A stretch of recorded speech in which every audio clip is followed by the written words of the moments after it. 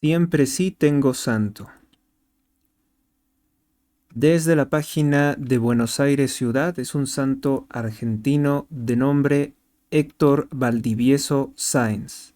No aparece probablemente en los calendarios comunes como un santo católico muy famoso, muy reconocido, pero es un santo argentino que al parecer fue a España y padeció martirio ante las tropas del comunismo de la Segunda República Golpista Española. Entonces, vamos con esto. Fue declarado santo en el año 2000, todavía durante el pontificado de San Juan Pablo II. Sitio solar de 33 orientales, número 1075. Dirección 33 Orientales 1075. Dice Héctor Valdielso. Héctor Valdielso Sáenz es el primer santo argentino y el primer San Héctor de la Iglesia Católica.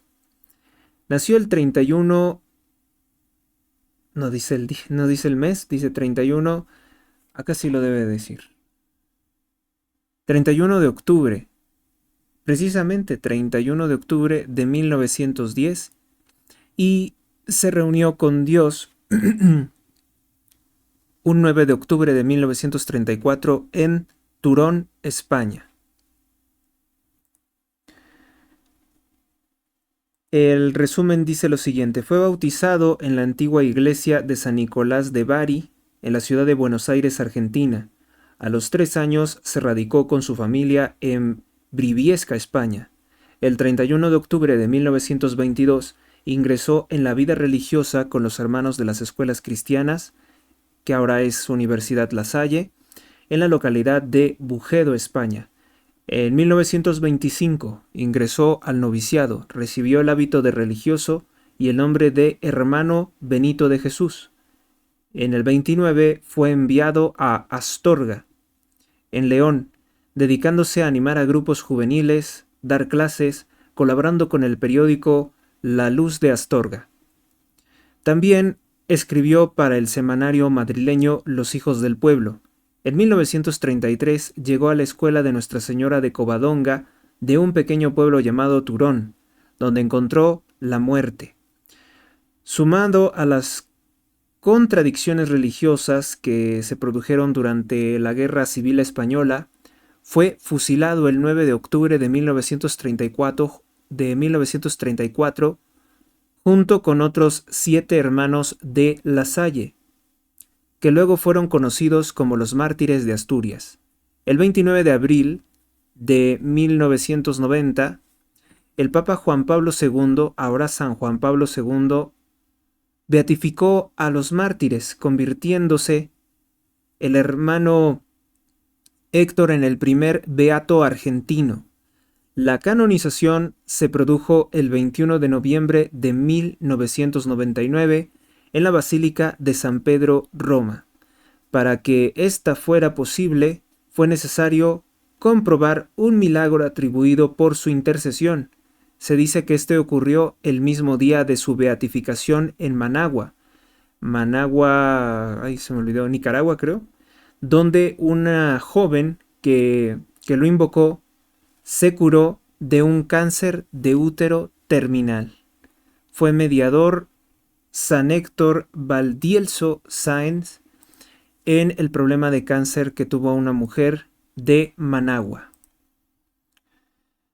Acá hay otra fuente que nos da más detalles. Dice que fue ejecutado durante el movimiento terrorista conocido como la Revolución de Asturias de 1934, un movimiento comunista. Fue el primer santo de la Iglesia Católica nacido en Argentina y el único desde su canonización en 1999 hasta el 16 de octubre del año 2016, en que fue canonizado el cura argentino José Gabriel del Rosario Brochero, Como miembro del instituto fundador de Juan Bautista de la Salle, nunca fue sacerdote, pues es una congregación religiosa cuyos miembros profesan votos, pero no reciben el sacramento del orden sagrado. Forma parte de un grupo de mártires de Turón, junto a otros 7 hermanos de escuelas cristianas y sacerdote pasionista. Él nació en el barrio de Boedo, Buenos Aires, Argentina, en 1910, siendo hijo de padres españoles procedentes de la Bureba, en Burgos, España. El 26 de mayo de 1913 fue bautizado en la iglesia de San Nicolás de Bari. En eso coincide con la otra biografía que habíamos revisado. Se ofreció como voluntario para realizar noviciado menor en la casa misionera de Lembeck-les-Halles, en Bélgica. Previamente recibió la autorización de sus padres para ello. Él pensó que así podría ir pronto a la patria argentina, como decía en una carta. En Turón durante la Revolución, en 1933, el hermano Benito de Jesús, así le pusieron por nombre cuando entró a la organización religiosa, fue destinado a Turón en las cuencas mineras asturianas. Debido a las leyes de la Segunda República Española, tenía que pasar por profesor seglar, al menos de forma oficial y pública, porque la Segunda República Española era totalmente intolerante a la fe cristiana. ¿Y cómo podía ser así, no? Si lo que querían era tiranizar, gobernar España, una nación católica. Pues así de ilógicos son los comunistas. Muchos de los criminales comunistas que asesinaron a estos sacerdotes, a estas personas religiosas, durante la Segunda República, durante la Guerra Civil Española, posteriormente vinieron a México y hoy sus descendientes están en el partido narcotraficante Morena.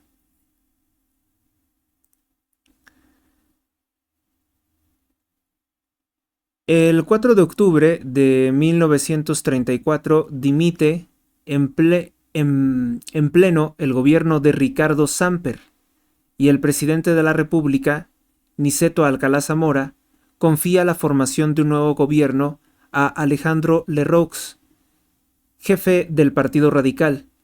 Al entrar en el gobierno, los elementos de la Confederación Española de Derechas Autónomas, CEDA, presididas por el político José María Gil Robles, los grupos de izquierda amenazaban con propagar una revolución con la idea de la Revolución Rusa de 1917. Querían imitar la tiranía de la Unión Soviética.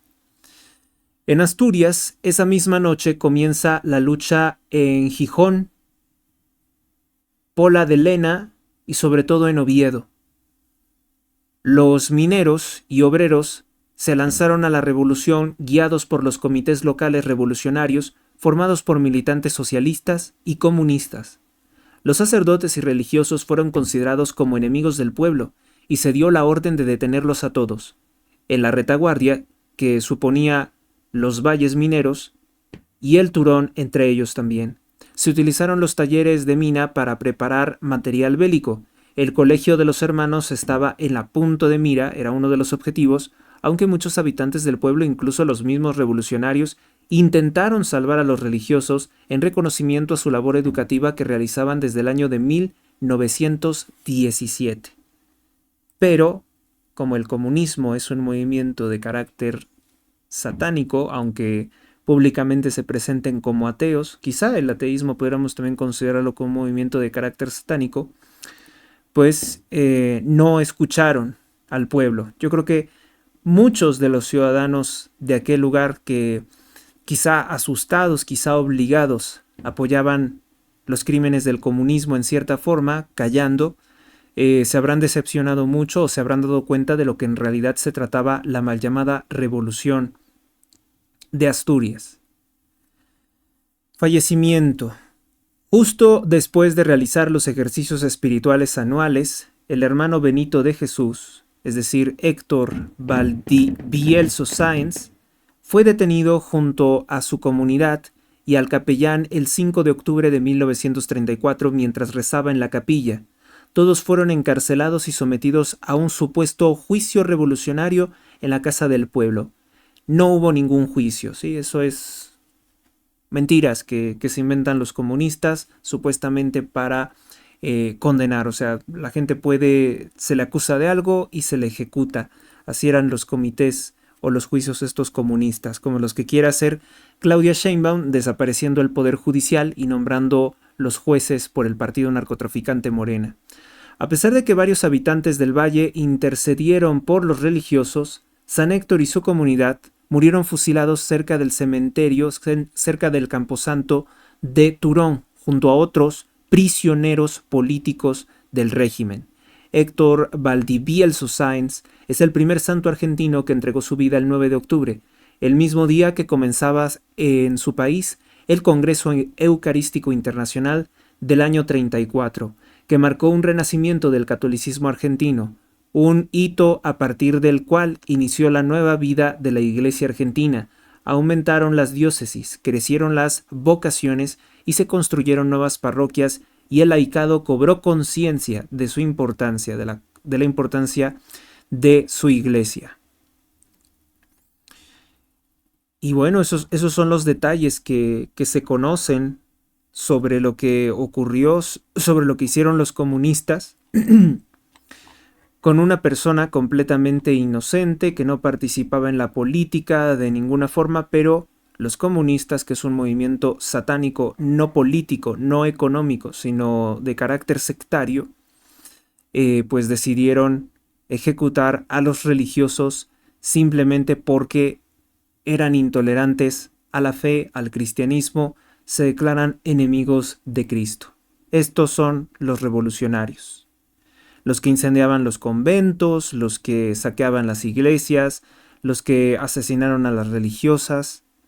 Esto era la Segunda República Española. Esto fue la Guerra Civil Española, en la cual el presidente criminal, el presidente que creó el narco en nuestro país, el presidente comunista Lázaro Cárdenas del Río, tuvo una participación, pues una participación importante en impulsar el asesinato de religiosos. Él enviaba cargamentos de armas que compraba a la Alemania nazi, a la Alemania de Hitler, para que los revolucionarios asesinaran monjas y sacerdotes. ¿Quién lo dice? Él mismo en su diario personal que yo tengo. En su diario personal, él confiesa que robaba recursos de México para comprar rifles y cargadores Mauser y enviarlos a los revolucionarios para cometer crímenes contra la humanidad. Ese presidente criminal, ese Lázaro Cárdenas del Río, la secta satánica de la masonería en nuestro país intenta encubrirlo como un héroe nacional, diciendo que él hizo la expropiación petrolera. Lo que no cuentan es que la expropiación petrolera fue entregar el dominio del petróleo mexicano al alto mando militar de los Estados Unidos de Norteamérica. No cuentan que Lázaro Cárdenas del Río fue el organizador de muchas operaciones criminales en nuestro país. Él es el autor del narco precisamente porque su política de reforma agraria empobreció en gran medida estados como Sinaloa, donde hubo un crecimiento, un desarrollo dispar, y entonces las personas, para tener algo con lo cual tener ganancias, enriquecerse, comenzaron el comercio de las drogas. De hecho, fíjese que hay una historia muy interesante, a ver cuándo la puedo transmitir. De una vez la vamos a transmitir porque es de suma importancia que la gente conozca al criminal Lázaro Cárdenas del Río, porque no se acaba en esto. ¿Cómo sería un presidente tan del narco, Lázaro Cárdenas del Río, que contarles que en el estado de Sinaloa todos los presidentes habían sido de su mafia? Todos los presidentes habían sido del PRM, que era el nombre que anteriormente tenía el partido narcotraficante Morena. Después ese nombre cambiará a ser PRI y finalmente se convertirá en PRD y posteriormente en Morena. Entonces, hablar de esto es bien interesante porque resulta ser que en Sinaloa nunca había gobernado alguien, nunca habían tenido por gobernador alguien que se apartara de esa secta, de ese partido. Es un partido satánico, un partido narcotraficante, un partido de la masonería. Y resulta ser que el presidente, que se llamaba Rodolfo T. Tostado Loaiza, había sido gobernador del estado de Sinaloa sin tener ningún partido político. Fue el primer gobernador independiente y el único que no fue del PRI de Cárdenas. Era el único que había llegado por la vía independiente. ¿Y saben qué le ocurrió? Que en 1944 lo asesina un narcotraficante. Un narcotraficante que se sabía perfectamente bien, estaba protegido por un gobernador anterior, que se había caracterizado por proteger el narcotráfico y que tenía contacto plenamente con Lázaro Cárdenas del Río. Cuando el sujeto fue detenido, cuando el que asesinó al gobernador independiente Rodolfo T.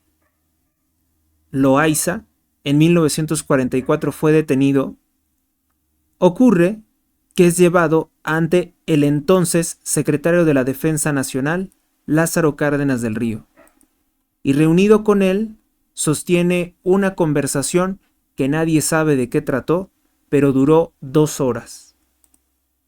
Entonces creo que es evidente teorizar que Lázaro Cárdenas del Río, que además fue el asesino del presidente Venustiano Carranza, habría ordenado el asesinato del gobernador de Sinaloa, Rodolfo T. Loaiza. Debe de ser eso, porque posteriormente imponen a un gobernador del PRM para Sinaloa. Y las políticas de Lázaro Cárdenas del Río, como el ejido, como la reforma agraria, lo que generan en México es pobreza y miseria. Tal fue así que generó hambruna. Se cayó la producción de maíz, se cayó la producción de frijol durante el gobierno de Lázaro Cárdenas del Río. La familia de los criminales Cárdenas, oriundos de Michoacán, son precisamente las personas que posteriormente crean el PRD, el Partido de la Revolución Democrática, con el hijo de Cárdenas llamado Cuauhtémoc Cárdenas, que ustedes lo recordarán porque Cuauhtémoc Cárdenas apoya la carrera política del narcotraficante Andrés Manuel López Obrador, financiado por el cártel de Sinaloa. Y posteriormente, este PRD se convierte en Morena. Y para las elecciones recientes de este año, tenemos a Cuauhtémoc Cárdenas apoyando a la judía atea anticatólica Claudia Sheinbaum Pardo. Entonces ahí sigue estando la familia Cárdenas. Además, el hijo de Cuauhtémoc Cárdenas, Lázaro Cárdenas Batel, es el sujeto que dicen que termina decidiendo quién ocupará la dirección de la Secretaría de la Defensa Nacional para el narcogobierno de Claudia Sheinbaum. Así que bueno, pues ahí tenemos un punto de conexión de los narcotraficantes y políticos socialistas de México con los crímenes que se practicaron durante la Guerra Civil Española, pero también encontramos historias de santidad, historias de fe, de valor, como es el caso de Héctor Valdivielso Sáenz, que nació en Buenos Aires, Argentina, un 31 de octubre de 1910 y le privaron de la vida, conoció el martirio, se reunió con Dios el 9 de octubre de 1934, durante el movimiento criminal de la Revolución de Asturias del 34 en España.